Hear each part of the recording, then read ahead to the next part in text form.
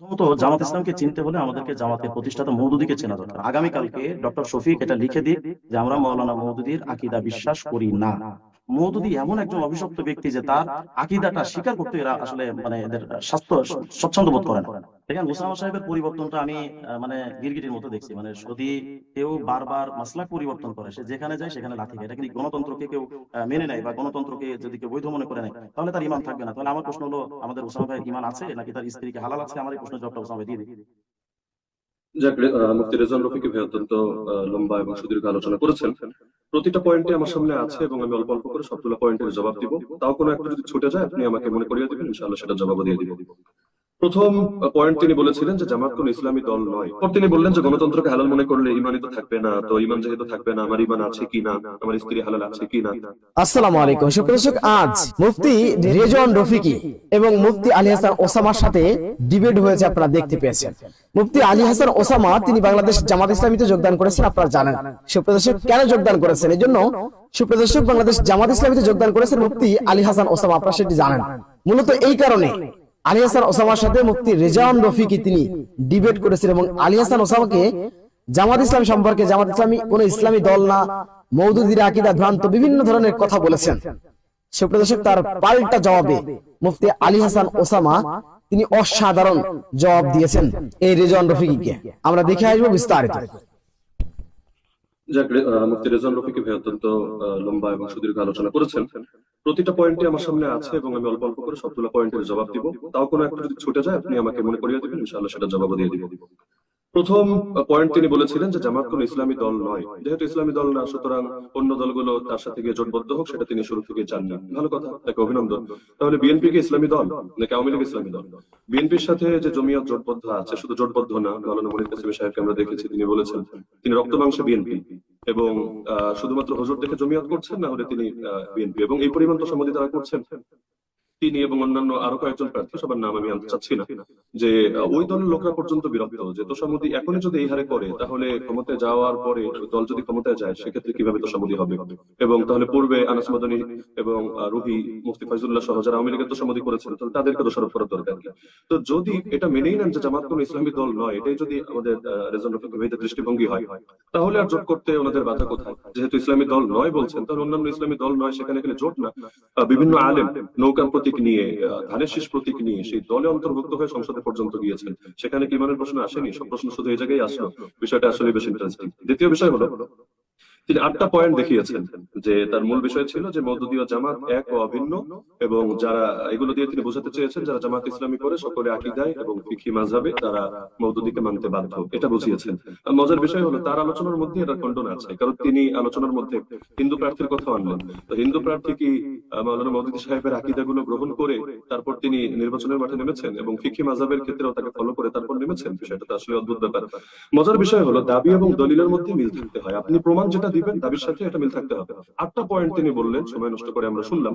একটা পয়েন্টের মধ্যে এই জায়গাটা আমি একটু রিলেভেন্ট প্রশ্ন করি জনাব আলী হাসান ওসামা, যে হিন্দু হিন্দু হিন্দু মানুষের তো আর এতে ইসলামিক দল করবার সেই সুযোগ নাই। হিন্দু যে লোকটি রাজনীতি করছেন, ইসলামিক দল যদি জামাত ইসলাম হয়ে থাকে, তাহলে কিভাবে একজন অন ইসলামিক বা অন্য কোনো ধর্মের রাজনীতি করার সুযোগ পায়? এই জায়গাটা এটা একটা কমন প্রশ্ন, আপনি এটা আমি এটা পরে জবাব দিচ্ছি ধারাবাহিকভাবে।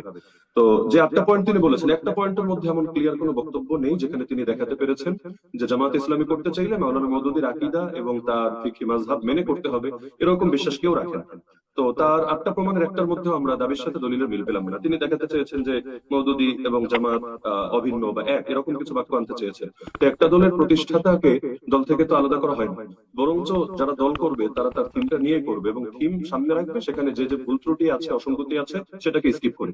যেমন যে সমস্ত আলেম আওয়ামী লীগের নৌকা মার্কা নিয়ে সংসদে গিয়েছেন, তারা কি মুজিববাদের 4 নীতি মেনে গিয়েছেন? সমাজতন্ত্রে তারা ইমান রেখে তারপর কি তারা সংসদে গিয়েছেন? ওই হুজুরদেরকে তো আমরা হাটাজারি মাদ্রাসা সহ বড় বড় মাদ্রাসায় দেখেছি, তারা বিভিন্ন সময় প্রতিনিধিত্ব করেছেন, গিয়ে মাহফিলে পর্যন্ত উপস্থিত থেকেছেন।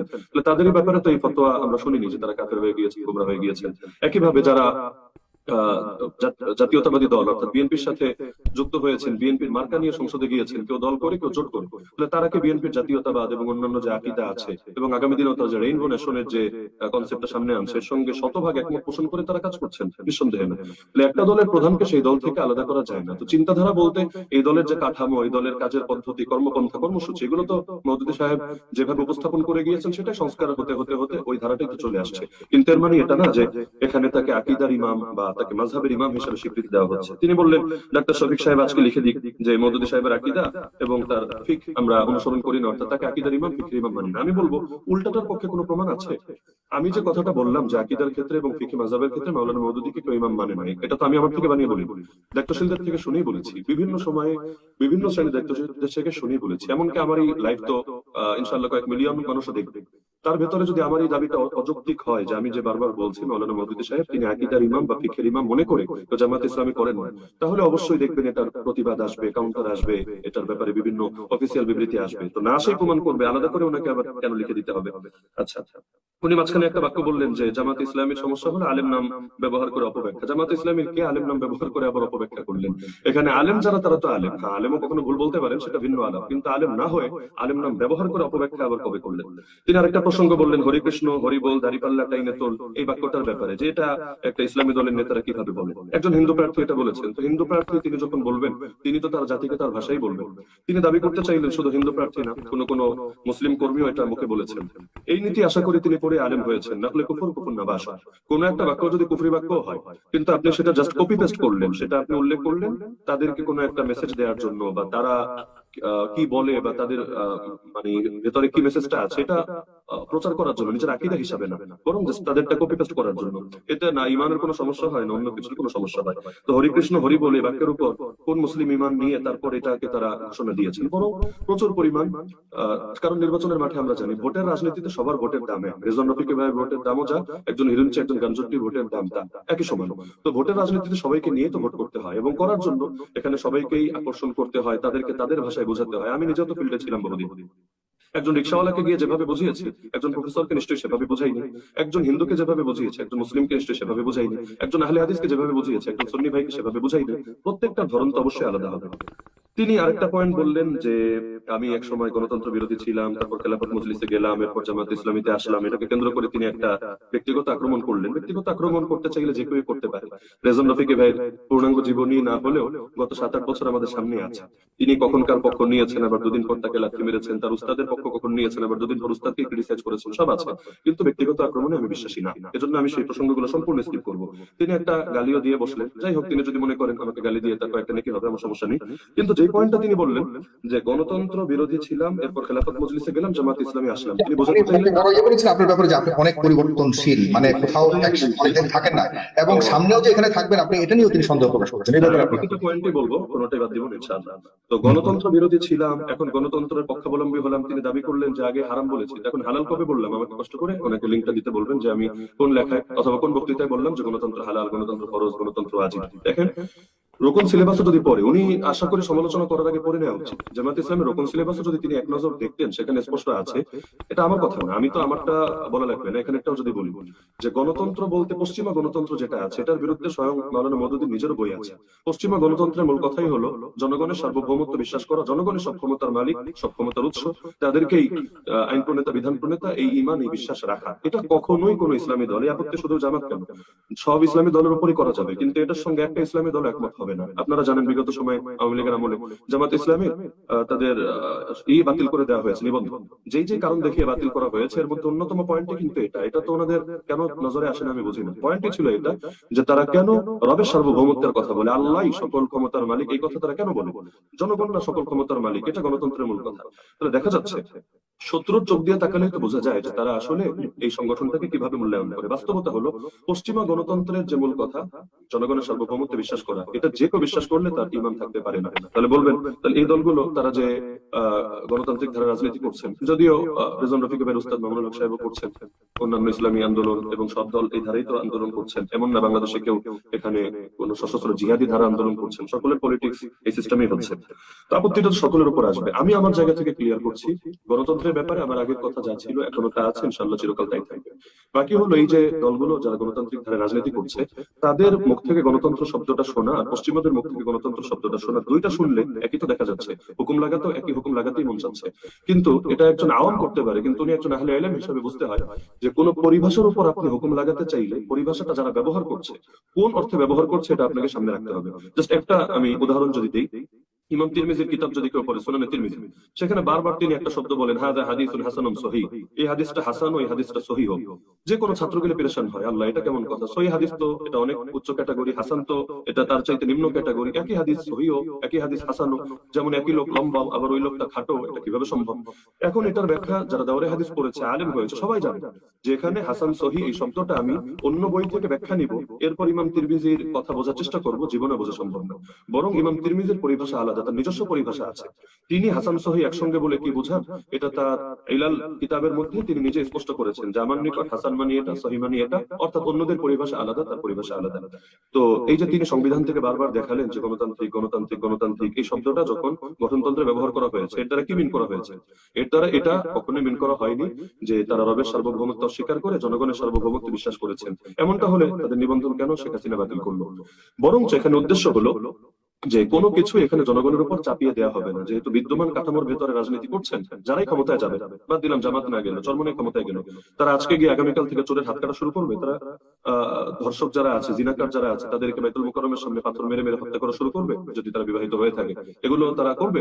হ্যাঁ, এখন তারা বলবে হ্যাঁ অবশ্যই করবো যদি জনগণ ম্যান্ডেট দেয়, যদি জনগণ একমত থাকে। তাহলে ঘুরে ফিরে সে জনগণের কাছে কেন যেতে হচ্ছে? কারণ প্রচলিত সিস্টেমটাই এমন। হ্যাঁ, আমি আগেও বলেছি, কেউ যদি রেভলিউশন করে, একটা বিপ্লব ঘটায় এবং একটা বিপ্লবী সরকার প্রতিষ্ঠা করে, সেখানে এত ধরা বাঁধা এত কিছুর দরকার নেই।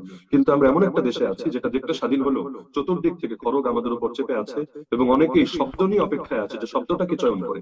তিনি বারবার বললেন যে তারা সরিয়া সরিয়ে শব্দটা কেন মুখে আনে না বা কেন অন্য কথাটা বলে। এই একটা শব্দের জন্য পশ্চিমা বিশ্ব একদম পুরা চাতক পাখির মতো মুখিয়ে আছে। একটা শব্দ মুখ থেকে বের করবে, এরপর নিজেদের মতো ব্যাখ্যা করে তারা জাতিকে বোঝাবে, দেখো এরা দেশটাকে আফগানিস্তান বানাতে চায়, এরা মধ্যযুগীয় বর্বরতা ফিরাতে চায়। মূল বিষয় হলো বৃক্ষ তোমার নাম কি, ফলে পরিচয়, কাজ হওয়া দরকার, নাম কি দিল এটা মুখ্য বিষয় না। তো গণতন্ত্র এই শব্দটা যখন ব্যবহার করে, রকম সিলেবাসের মধ্যে আছে ইসলামী জমহুরি খেলাফত, এটা কি জিনিস?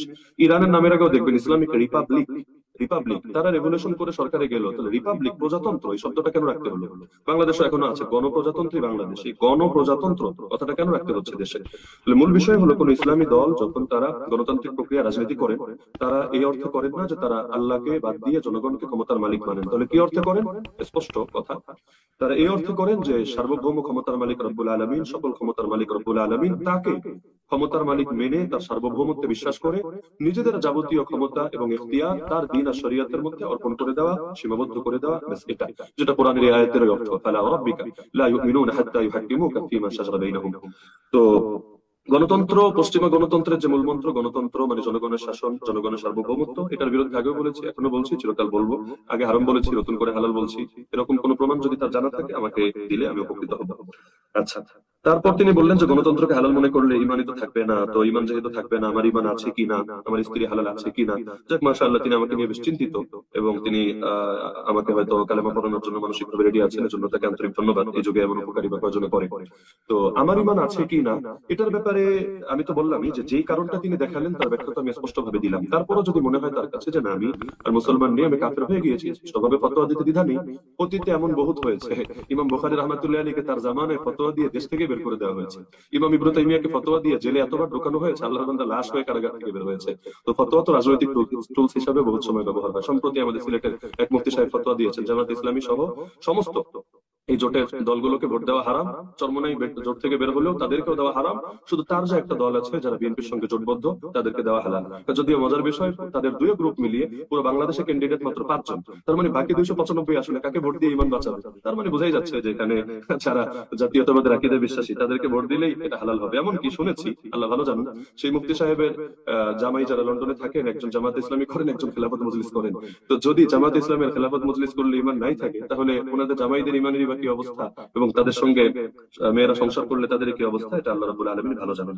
তিনি প্রশ্ন করলেন গণতন্ত্রের মাধ্যমে জুলুম দূর করা সম্ভব কিনা, গণতন্ত্রের মাধ্যমে সৎ লোকের শাসন কায়েম হবে কিনা, এগুলোর জবাব আমাকে জিজ্ঞেস না করে তিনি যেহেতু সগর্বে সবসময় পরিচয় দেন যে তিনি মাওলানা মামুনুল হক হাফিজাহুল্লাহ শাগরেদ, ওস্তাদের কাছে জিজ্ঞেস করলেই তো তিনি জানতে পারেন। এবং তিনি যেহেতু চরমনে সরাসরি না করলেও ইসলামী আন্দোলনকে অনেকটা সমর্থন করেন বা তাদের পক্ষ থেকে সমর্থিত বা তাদের সমর্থকরা তার আইডিতে ব্যাপকভাবে তাকে সমর্থন জুগিয়ে থাকে, যেভাবেই বলি না কেন তাদেরকে জিজ্ঞেস করলেই তো জানা যায়। এটা তো কোনো জামাতের ইস্যু না, এটা সব দলের কমন ইস্যু।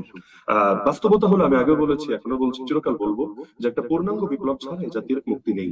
আজকেও আমি এই যে তার সাথে কথা শুরু হওয়া সম্ভবত 14 মিনিট আগে হবে সর্বোচ্চ, আমি একটা ফেসবুকে পোস্ট করেছি যে বাংলাদেশে একটা ব্যাপক গণজাগরণ তৈরি হচ্ছে এবং এটা হবে, এখান থেকে একটা রেভলিউশন, এবং সেই রেভলিউশনটা ইসলাম